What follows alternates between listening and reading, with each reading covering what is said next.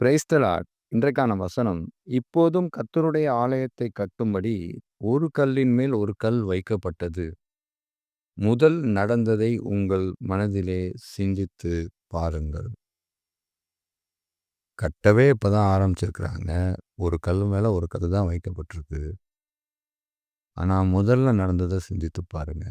அப்படி என்ன முதல்ல நடந்துச்சு? இஸ்ரவேலர்கள் என்ன செஞ்சாங்க? பல காரியங்கள செய்திருக்காங்க. கர்த்தருக்கு விரோதமான, அருவருப்பான காரியங்கள பல செய்திருக்கிறாங்க.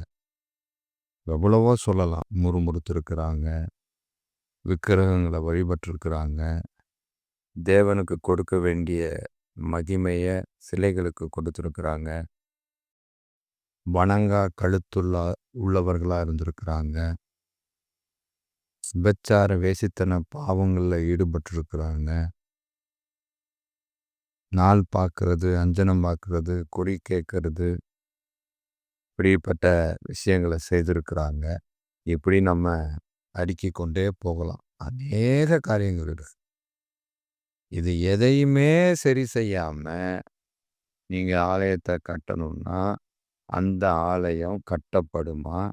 இல்ல கட்டதான் முடியுமா? அப்படின்னு ஒரு கேள்வி தான் இந்த வசனம். ஆலயம் அப்படிங்கும்போது, நார்மலா நம்ம போய் தொழுது கொள்கிற ஆலயத்தையும் இது சொல்லுது. அடுத்தபடியா நம்மையும் இது சொல்லுது. அவங்க என்ன பண்ணாங்க அப்படின்னா, அந்த நாட்கள் முதல் ஒருவன் 20 மரக்காலாக கண்ட அம்பராத்தினிடத்தில் வந்தபோது 10 மரக்கால் மாத்திரம் இருந்தது. குறைவு. 20ன்னு நெனச்சா, அங்க 10 தான் இருக்குது. ஒருவன் ஆலையின் தொட்டியில 50 குடம் உள்ள ஆலையினிடத்திலே வந்தபோது 20 குடம் மாத்திரம் தான் இருந்தது. குறைவு. கற்காயினாலும், விஷப்பனியினாலும், கல் மழையினாலும் உங்கள் கைகளின் வேலையிலெல்லாம் அடித்தேன். ஆனாலும் நீங்கள் என்னிடத்தில் மனதை திருப்பாமல் போனீர்கள் என்று கர்த்தர் சொல்லுகிறார். மனதை நீங்க திருப்பவே இல்லையே. எல்லாவற்றிலும் குறைவோடவே இருக்கிறீங்க. மனதையும் திருப்ப மாட்டேங்கிறீங்க. அப்புறம் எப்படி நீங்க ஆலயத்த கட்டுவீங்க? ஆலயத்த ஒரு நாள் கட்ட முடியாது. முதல்ல நீங்க மனம் திரும்புங்க. என் பக்கம் திரும்புங்க. நீங்க வேற பக்கம் திரும்பி இருக்கிறீங்க. உங்களுடைய முகம் வேற பக்கம் திரும்பி இருக்குது. என் பக்கம் திரும்பல. குறைவு தான் இருக்குது உங்களிடத்துல. பரிசுத்தத்துல குறைவு இருக்கு. நடக்கையில குறைவு இருக்குது.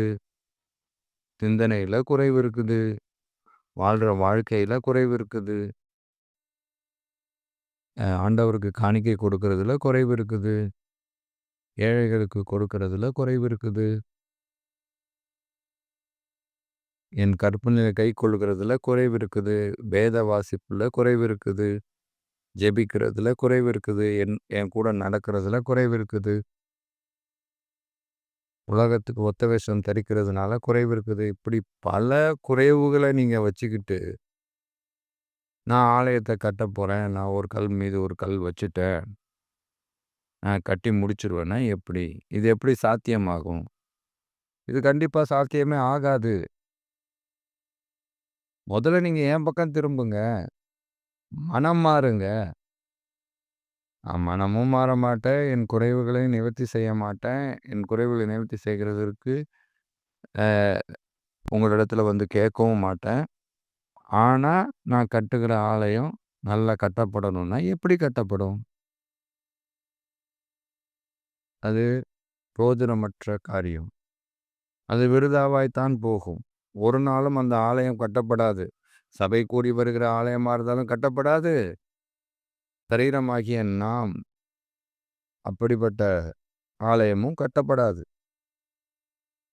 எதுவுமே கட்டப்படாது. அங்க எப்படி நம்ம ஆலயத்தின் மகிமையை பார்க்க முடியும்? ஆலயின் பிரசன்னத்த எப்படி பார்க்க முடியும்? அதுதான் இங்க ஆகாய் மூலமா ஆண்டவர் சொல்றார். மனம் திரும்புங்க. முதலாவது அதெல்லாம் விட்டுட்டு என் பக்கம் திரும்புங்க. நீங்க வேற எங்கேயோ திரும்பிட்டு இருக்கீங்க அப்படின்னு சொல்றார். காதுள்ளவர்கள் கேட்க கடவர்கள். ஆமென்.